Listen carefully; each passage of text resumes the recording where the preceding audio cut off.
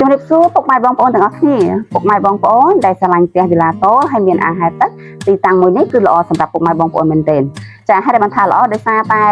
ទំហំដីក៏ធំហើយទំហំផ្ទះក៏ធំទៀតបងប្អូនទាំងអស់គ្នាចានេះគឺជាផ្ទះវីឡាតូដែលមានទំហំដីរហូតដល់ទៅ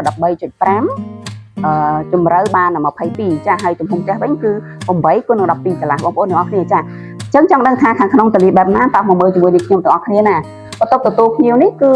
បងប្អូនឃើញហើយគឺមានការរៀបចំដេក័រនៅកន្លែងបន្ទប់ទទួលភ្ញៀវនេះហើយនឹងថែមជូនជាមួយនឹងសាឡុងមួយឈុតនេះផងដែរបងប្អូនចាតោះចូលមើលបន្ទប់គេងទី1បងប្អូនគឺមានគ្រែពូកខ្នើយមួយឈុតជាមួយនឹងតុសម្អាងមួយឈុតហើយបន្ទប់នេះគឺដាក់ម៉ាស៊ីនត្រជាក់ស្រេចសម្រាប់បន្ទប់គេងទី2នេះក៏ស្អាតផងដែរបងប្អូនគឺមានគ្រែពូកខ្នើយមួយឈុតជាមួយនឹងតុសម្អាងហើយនឹងម៉ាស៊ីនត្រជាក់សម្រាប់បន្ទប់ទី3នេះគឺមានលក្ខណៈទូលាយដែលត្រៀមសម្រាប់បងប្អូនដាក់ជាសម្ភារៈផ្សេងៗបងប្អូននេះគឺជាផ្ទះបាយបងប្អូនចាឃើញស្អាតទេបងប្អូនចាគឺមានថែមជាមួយនឹងតុបាយមួយឈុតក៏ដូចជាជាមួយនឹងការដេក័រទូចង្ក្រាននៅក្រោមហើយកន្លែងដាំបាយគឺងាយស្រួលខ្លាំងមែនទែនអញ្ចឹងណាបងប្អូនជាមួយនឹងបន្ទប់ទឹកដែលមាននៅខាងក្រៅនេះមួយផងដែរអញ្ចឹងណាបងប្អូនទាំងអស់គ្នាសម្រាប់វីឡាតូដែលមានអាងទឹកគឺមានតែមួយនេះទេបងប្អូនអញ្ចឹងបងប្អូនដែលស្រឡាញ់ផ្ទះមានអាងទឹកអាចរុះរាន់តាក់ទងនឹងខ្ញុំតាម Page ឬក៏ Telegram អញ្ចឹងណាបងប្អូនចាសូមអរគុណសូមជម្រាបលា